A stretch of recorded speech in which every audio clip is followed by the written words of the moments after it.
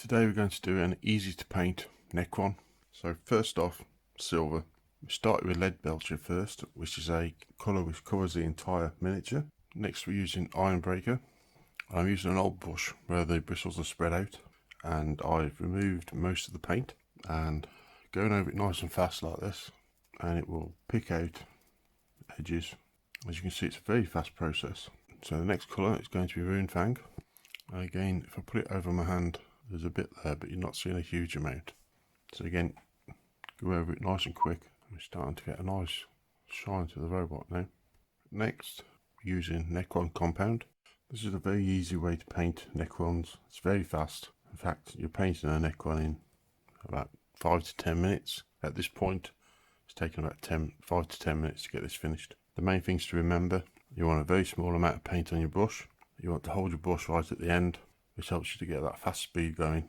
And when you're going for the process of one layer to the next, make sure you, after you've cleaned your brush, you get all the water out of your brush before applying the next lot of paint. You could now, if you wanted to, apply null oil, and by applying that, it will make it dark in the recesses, but it's also going to make the entire miniature darker. So if you want the standard look of a Necron, I would just leave it like that myself. Makes it nice and bright and very easy to paint an entire army. For gore Necrons, the next coat, we're going to do a 50-50 mix of these two colours. I'll show you this process from the back first, because that would be easier. So we're going to use an old bush where the bristles are spread out. We don't want to go too over the top. Well, this would look fantastic for things like the Flayed ones. However, there's no reason why you can't use it on an entire army. We're going to leave that coat to dry now. Next, we're going to use pure blood for the blood god. No aggressive shade this time, but still using an old bush and doing the same thing again. What you're aiming for here is simple streaks.